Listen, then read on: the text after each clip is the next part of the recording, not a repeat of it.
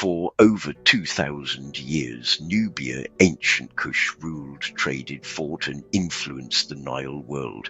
Yet in many classrooms and museums, Kush is a footnote to Egypt. Today, we'll confront how that happened.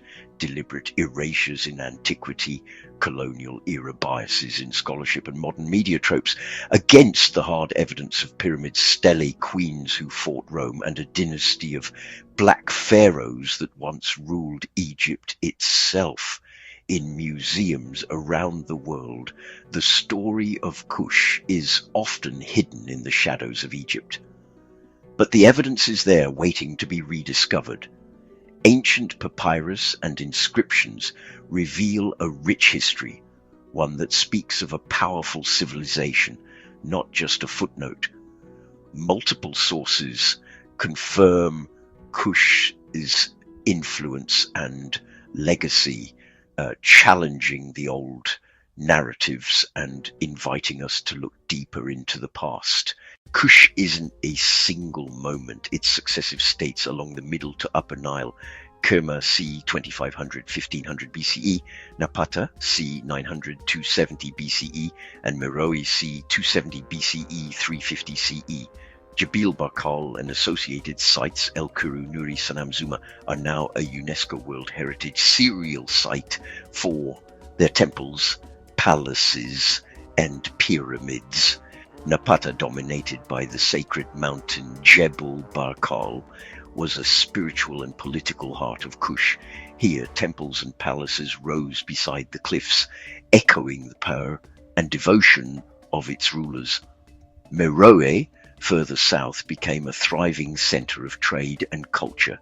Caravans crossed the desert, linking Kush to Egypt and the Red Sea, making it a hub of commerce and innovation.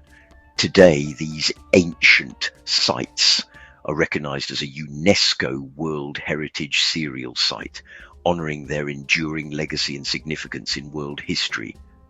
The pyramids of Nubia, standing beneath the vast blue sky, are silent witnesses to the grandeur and resilience of Kushite civilization.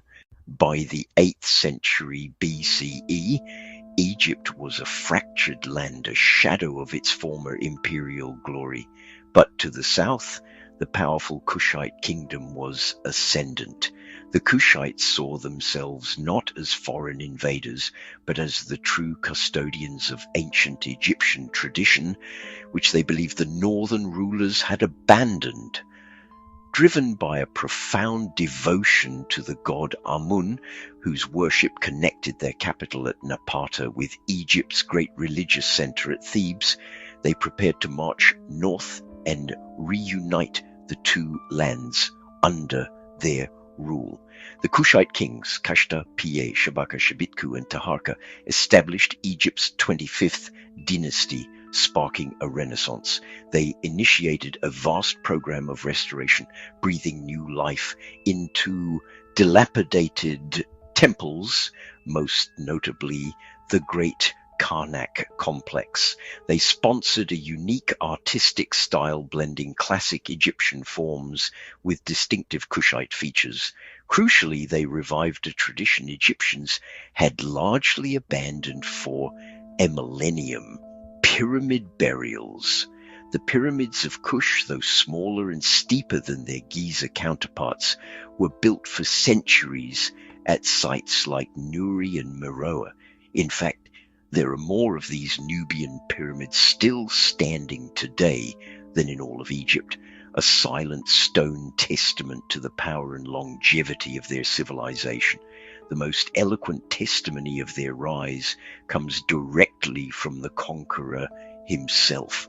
The Victory Stela of Piye, a towering slab of granite discovered at the sacred mountain of Jebel Barkal, is a masterpiece of royal propaganda and historical record. In meticulous hieroglyphs, it narrates his campaign north, his piety to Amun, and the ultimate submission of the squabbling Delta princes. It is primary source proof of Kushite hegemony over Egypt. This is not conjecture. We have the words of the kings themselves. The Piye Stela, the inscriptions of Taharka at Karnak. This is hard epigraphic evidence. When you pair that with the architectural evidence, the massive columns Taharqa erected at Karnak, the kiosks, the sheer scale of their building program, you get an undeniable picture. They were stamping their authority on the most sacred ground in Egypt, declaring themselves the legitimate heirs of the pharaohs. The stela and the stones tell the same powerful story. Erasure started early. After the Kushite dynasty fell, Psemtik II of Egypt, 26th dynasty, launched a punitive expedition in 592 BCE into Nubia.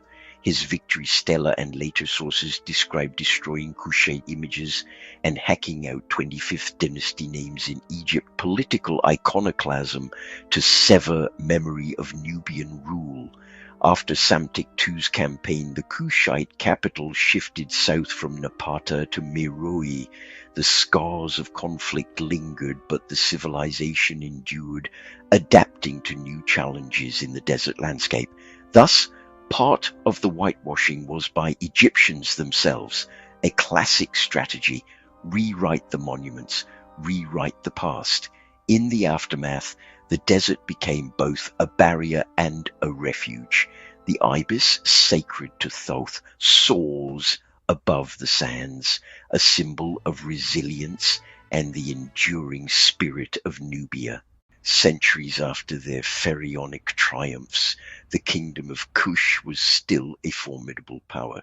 By the late 1st century BCE, Rome had conquered Egypt.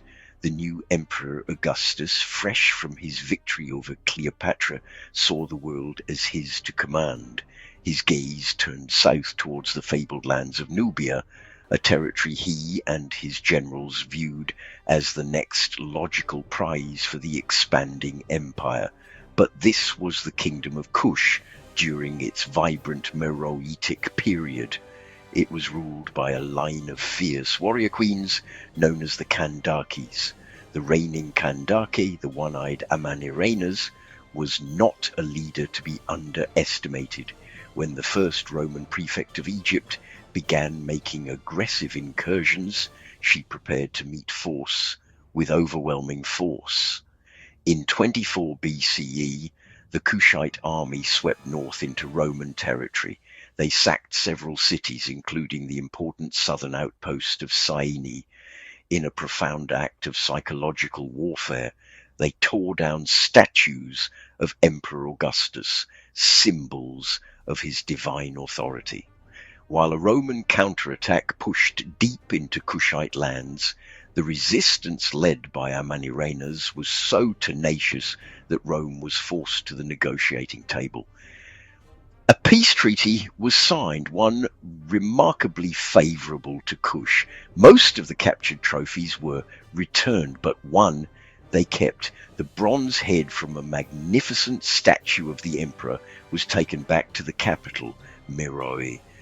There, in a calculated act of defiance, Queen Amanirenas ordered it buried beneath the steps of a grand temple. The message was potent. Every person who entered would forever trample upon the face of the Roman emperor. The head lay hidden for nearly 2,000 years, a secret held by the shifting sands, until British archaeologists unearthed it in 1910. Today it resides in the British Museum. This single artifact upends the myth of a peripheral Nubia. It is irrefutable proof that Kush, led by its indomitable queen, fought the Roman Empire to a draw and dictated terms. They were not a conquered people. They were a rival power that commanded Rome's respect. In the popular imagination, the Kingdom of Kush often appears through a distorted lens. Headlines and museum placards search for a simple hook, frequently reducing Kush to a mere shadow of its northern neighbor, a derivative Egypt. This narrative suggests Kushite culture was simply a second-hand version of Nile Valley glory. In an even more pervasive trope is the Black Pharaohs. While this term brought needed attention to the rulers of the 25th dynasty, many scholars argue it's a double-edged sword. It frames their identity around their conquest of Egypt, overlooking centuries of independent Kushite history, and imposes modern racial concepts onto an ancient world the Nubians wouldn't have recognized. For much of the 20th century, the academic world viewed Nubia almost exclusively through an Egyptological lens. Early archaeologists operated under the assumption that high culture in the Nile Valley must have originated in Egypt. When magnificent royal tombs were uncovered at Kerma, the excavator George Reisner initially theorized they were an Egyptian outpost, unable to accept they were built by an indigenous Nubian civilization. This colonial gaze cast Nubia as a passive periphery. It shaped excavation priorities. Sites with Egyptian connections received funding, while uniquely Nubian settlements were overlooked. The interpretation of finds was similarly skewed, creating a self-perpetuating cycle of bias. This bias wasn't confined to artifacts. It extended to the study of the Nubian people themselves. Early physical anthropology, a field entangled with racist pseudoscience, was applied to Nubian skeletal remains. Armed with calipers and flawed theories, researchers used craniometry, the measurement of skulls, to sort individuals into rigid racial typologies. They operated under a paradigm that equated physical features with capability, often arguing that Kush's achievements must have been the work of a ruling class with foreign ancestry. This denied the civilization's indigenous African origins. Today, this legacy is being actively dismantled. Modern bioarchaeologists use advanced techniques like ancient DNA analysis, allowing the Kushites to finally tell their own story. Kush was not Egypt's clone. Meroitic religion fused Egyptian and local elements. Note the lion god Apedemak beside Horus at Naka. Administration and diplomacy adopted Greek centuries later. Christianity used Greek and then Old Nubian, showing cosmopolitan statecraft. The Meroitic script remains partly undeciphered but is distinctly local. Scholars today continue to study the Meroitic script, hoping to unlock more secrets of Kush's language and culture. Each glyph brings us closer to understanding their unique story. Archaeology at Jebel Barkal El Kuru, Sedeinga keeps revealing Kush's originality in urbanism, mortuary temples, and workshop organization. Evidence of internal innovation. The lion god Apedemak, carved beside the falcon Horus, shows how Kush blended its own beliefs with Egyptian traditions, creating a culture both familiar and distinct. 3 engines minimized Kush. First, ancient erasures. Names and images of Kushite rulers were deliberately removed from monuments, rewriting history at its source. Second, colonial era archaeology. Early excavations often dismissed Nubian achievements, framing them as mere extensions of Egypt. Third, modern media.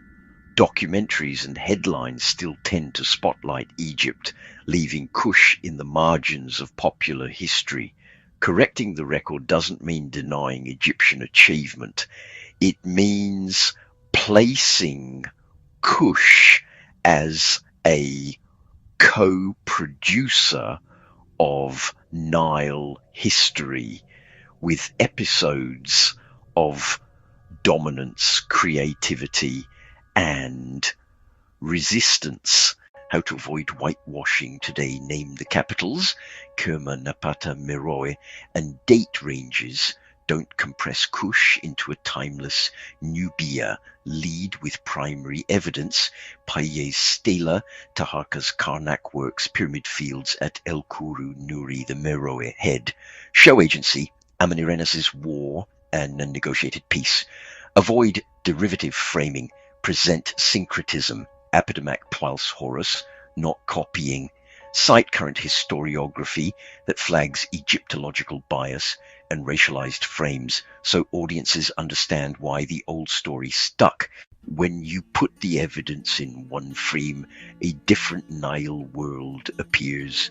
Kush was a king-making power, a temple-building civilization, a state that checked Rome, and a cultural innovator in its own right. If history forgot that, it's because someone chose to, first in antiquity, then again in modern times. To see Egypt clearly, we must also see Nubia, Kush, not as a shadow, but as a co-equal civilization whose voice is finally being restored.